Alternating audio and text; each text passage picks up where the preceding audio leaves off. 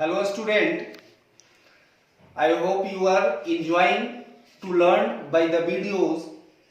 So kindly subscribe the channel and enjoy the learning. Now we are going to start electromagnet, which is a subtopic of magnetic effect due to current. We are pursuing our lesson, that is magnetic effect of electric current, in which we get a topic that is electromagnet. So before coming to the topic, what we have studied earlier? So we have studied earlier about magnetic field and how magnetic field produced surrounding a magnet or surrounding a current carrying conductor. We have learned how the magnetic field are produced surrounding the magnet and current carrying conductor. Now we come to our topic, that is electromagnet. Electromagnet होता क्या है? तो इसके पहले हम लोग solenoid के बारे में पढ़े होंगे, मालूम है ना? सोलेनॉइड होता क्या है? तो एक नॉन कंडक्टिंग सिलेंड्रिकल ट्यूब के ऊपर कंटिन्यूअसली वायर का, इंसुलेटेड वायर का रैपिंग होना, जो स्ट्रक्चर स्प्रिंग के जैसा हम लोग को मिलता है, उसी स्ट्रक्चर को हम लोग सोलेनॉइड के रूप सोलेनॉइड डिफाइन करते हैं लाइक दिस. क्या करते हैं? यही जो स्ट्रक्चर मिलता है, और जब इस सोलेनॉइड में करंट का फ्लो होता है, current due to the flow of current inside the solenoid, wire of solenoid, तो यहां पे मैग्नेटिक फील्ड प्रोड्यूस होता है, जो कि हम लोग पीछे ऑब्जर्व कर चुके हैं कि magnetic field just similar to as bar magnet. Solenoid में किस तरह का मैग्नेटिक फील्ड प्रोड्यूस होगा? तो जिस तरह से हम लोग पीछे देखें बार मैग्नेट में मैग्नेटिक फील्ड प्रोड्यूस होता है, उसी तरह से सोलेनॉइड में होता है. तो सोलेनॉइड के बारे में हम लोग पढ़े थे, और ये मैग्नेटिक फील्ड प्रोड्यूस करता है. तो यहां पर हम लोग सोलेनॉइड लेते हैं और एक आयरन नेल लिए, आयरन बोल्ट लिए. आयरन बोल्ट को जब हम सोलेनॉइड के इनसाइड जब रख देंगे, और सोलेनॉइड के इनसाइड रखने पर क्या होता है? जैसे ही करंट का फ्लो होगा, तो करंट के फ्लो के कारण सोलेनॉइड मैग्नेटिक फील्ड प्रोड्यूस करता है, और जो आयरन बोल्ट रखा हुआ होता है, वो मैग्नेटिक फील्ड से प्रेरित होकर क्या करता है? उसमें मैग्नेटिक बिहेवियर जनरेट हो जाता है. क्या किए? तो जब सोलेनॉइड के अंदर क्या कर दिए? आयरन बोल्ट को रख दिए. जैसे ही आयरन बोल्ट को रखने के बाद करंट का पास कराए, तो करंट पास करने के कारण यहां पर मैग्नेटिक फील्ड प्रोड्यूस होता है, और जो मैग्नेटिक फील्ड यहां पे प्रोड्यूस हुआ, तो मैग्नेटिक फील्ड में होने के कारण आयरन बोल्ट मैग्नेटिक बिहेवियर को गेन करता है, और वो मैग्नेट के जैसा बिहेव करना शुरू कर देता है. तो this is the process, this process is known as electromagnet. जो मैग्नेट बना किसके कारण बना?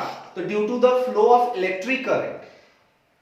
अब यहां पे बात आती है कि जैसे ही हम करंट का फ्लो कराए, मैग्नेट तो हम लोग को मिला, मैग्नेटिक जो आयरन बोल्ट था वो मैग्नेटिक बिहेवियर शो करता है. लेकिन जैसे ही करंट को हम स्विच ऑफ कर दें, करंट का फ्लो होना बंद हो जाएगा, तो क्या होगा? जो मैग्नेटिक बिहेवियर बोल्ट गेन करता है, वो मैग्नेटिक बिहेवियर लूज करता है. तो मैग्नेटिक बिहेवियर जो बोल्ट का था, वो क्या होता है? समाप्त हो जाता है एज द करंट स्टॉप्स. तो जैसे ही यहां पे मैग्नेटिक बिहेवियर, तो यहां से हम लोग को एक कंक्लूजन निकल के आता है.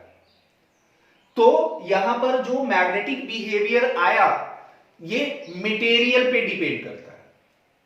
किसके मटेरियल पे? ना कि सोलेनॉइड पे, बोल्ट के मटेरियल पे डिपेंड करता है. बोल्ट में मैग्नेटिक बिहेवियर कब तक रहेगा? टेम्पोररी होगा या परमानेंट होगा? तो ये टेम्पोररी होता है. क्यों होता है? तो जब हम मटेरियल सॉफ्ट आयरन का लेते हैं, यदि हम बोल्ट जो बोल्ट हो वो किस मटेरियल का होगा, तो सॉफ्ट आयरन हो। तो सॉफ्ट आयरन होगा तो जो मैग्नेटिक बिहेवियर बोल्ट के अंदर आता है वो टेम्पोरली आता है, कुछ समय के लिए आता है। यानी कि कब तक, जब तक कि उसमें करंट का फ्लो होगा, magnetic field behaviour, magnetic behaviour उसमें रहता है। जैसे ही करंट को फ्लो करना बंद कर दे तो मैग्नेटिक बिहेवियर उसका समाप्त हो जाता है। लेकिन आयरन बोल्ट, सॉफ्ट आयरन के जगह पे हम लोग हार्ड आयरन का लेते हैं। यदि बोल्ट हार्ड आयरन हो तो magnetic behaviour for long time रहता है, यानी मींस परमानेंट होगा। तो सिंपली यहां पे हम लोग कह सकते हैं कि जो electromagnet means magnet produce due to the flow of current is temporary when material used is soft iron and is permanent if material used is hard iron. अब हम लोग डिफाइन कर सकते हैं कि इलेक्ट्रोमैग्नेट होगा क्या। तो a magnet form temporally due to magnetic field of electric current is called electromagnet. And जब हम लोग इलेक्ट्रोमैग्नेट के बारे में पढ़ेंगे तो इलेक्ट्रोमैग्नेट के बाद कुछ प्रॉपर्टी होगा। क्या होगा, तो मैग्नेटिज्म इज नॉट परमानेंट। अभी हम लोग पढ़े कि यहां पर जो मैग्नेटिक बिहेवियर आता है वो टेम्पोरली आता है, तो मैग्नेटिज्म इज नॉट परमानेंट। और सेकेंड वन कि जो मैग्नेटिक बिहेवियर है तो ये मैग्नेट के जैसा बिहेव करेगा। तो पीछे हम लोग मैग्नेट में पढ़े थे कि मैग्नेट के पास दो पोल होता है, that is north pole and south pole.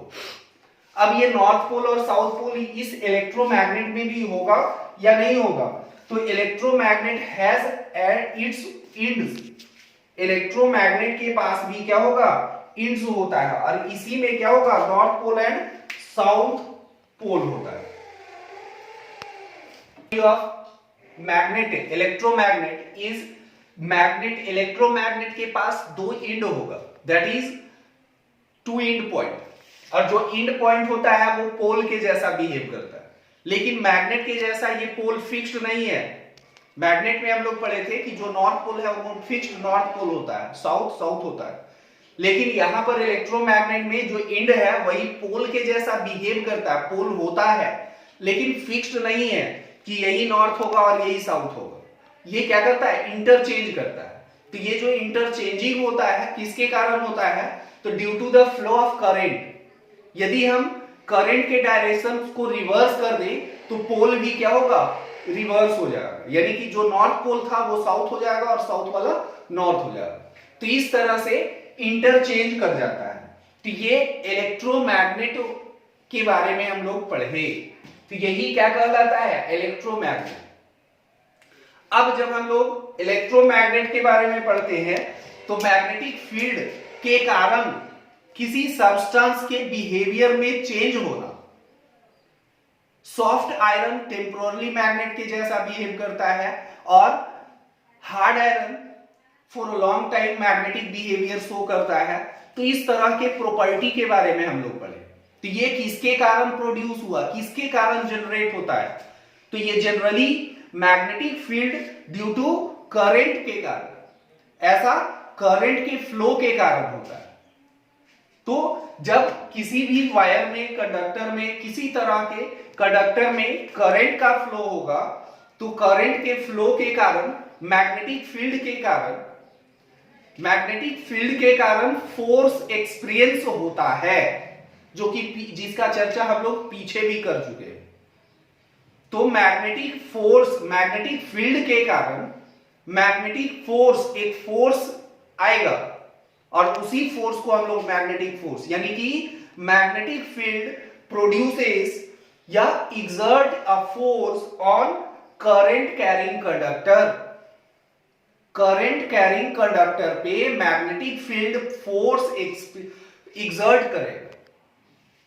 For example, जब हम करंट कैरिंग कंडक्टर लिए और इस करंट कैरिंग कंडक्टर को जब हम किसी मैग्नेटिक फील्ड में रखेंगे तो ये करंट कैरिंग कंडक्टर इस मैग्नेटिक फील्ड के कारण एक फोर्स एक्सपीरियंस करता है। we take an example to experience force.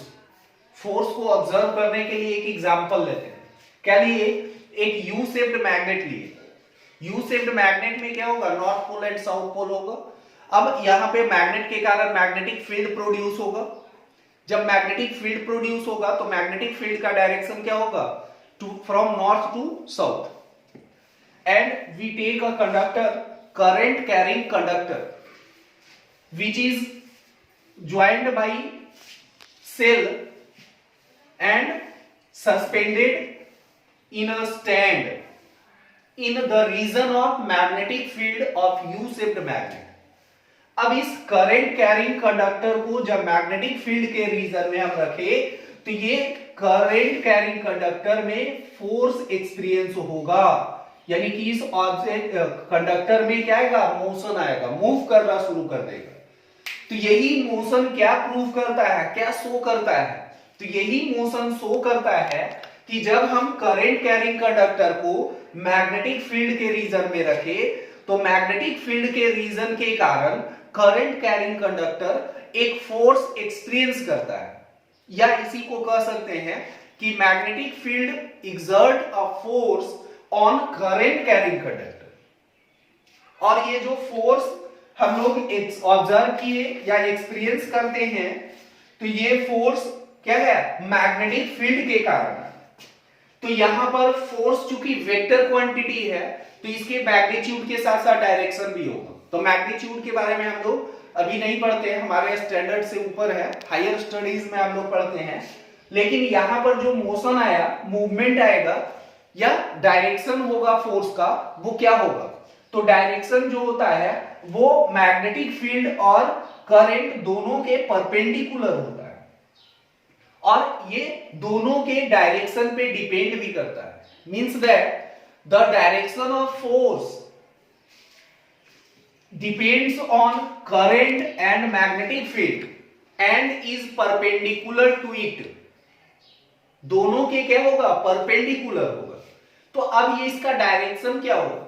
तो in order to find the direction of magnetic force और the force experienced by the conductor, current carrying conductor can be determined by Fleming left hand rule. Fleming left hand rule के use से हम लोग इसके direction को क्या करते हैं? फाइंड आउट करते हैं। तो फ्लेमिंग लेफ्ट हैंड रूल के अनुसार क्या होता है? तो हम लोग अपने लेफ्ट हैंड के 3 फिंगर को स्ट्रेच करते हैं परपेंडिकुलर। 3 एक्सिस जिस तरह से परपेंडिकुलरली स्ट्रेच्ड होता है उसी तरह से हम लोग अपने लेफ्ट हैंड को स्ट्रेच करते हैं। Left hand 3 finger, thumb, 4 finger and middle finger. We stretch our middle finger in the direction of current. 4 finger को किस डायरेक्शन में? In the direction of current. Current के डायरेक्शन में ये होगा। ये वाला किसके डायरेक्शन में? In the direction of magnetic field, north to south. ये जो एंड पॉइंट है फिंगर का ये टुवर्ड साउथ होना चाहिए। तो when we stretch our middle finger in the direction of current and 4 finger in the direction of field, then the direction of thumb indicates the direction of force experienced by the current carrying conductor. In this way we can find the direction of force experienced by conductor when placed in the region of magnetic field. Once again we repeat the rule. We stretch our left hand, ना कि right hand. अपने left hand को लेंगे और left hand के 3 finger को, कौन कौन सा? थंब, 4 फिंगर और मिडिल फिंगर। तीनों को जब एक दूसरे के परपेंडिकुलरली इंटरसेक्ट करते, स्ट्रेच करते हैं, तो ये जो डायरेक्शन होगा मिडिल फिंगर का, ये किसके डायरेक्शन में होना चाहिए? ये इन the direction of current and 4 finger in the direction of current. जब हम इन दोनों को फील्ड और करंट के डायरेक्शन में रखेंगे, यानी कि मिडिल फिंगर करंट के डायरेक्शन में और 4 फिंगर फील्ड के डायरेक्शन में, then the direction of thumb, जिस डायरेक्शन में थंब इंडिकेट करेगा वही डायरेक्शन क्या होगा? फोर्स का होगा। कौन सा फोर्स? तो वो फोर्स जो करंट कैरिंग कंडक्टर को मैग्नेटिक फील्ड में रखने पर एक्सपीरियंस होता है। तो इस प्रकार से फोर्स जो एग्जर्ट हुआ या एक्सपीरियंस हुआ उसके बारे में पढ़े और उसके डायरेक्शन को भी हम लोग फाइंड आउट कर सकते हैं। तो I hope you are enjoyed to learn. So that's all for today. Thank you.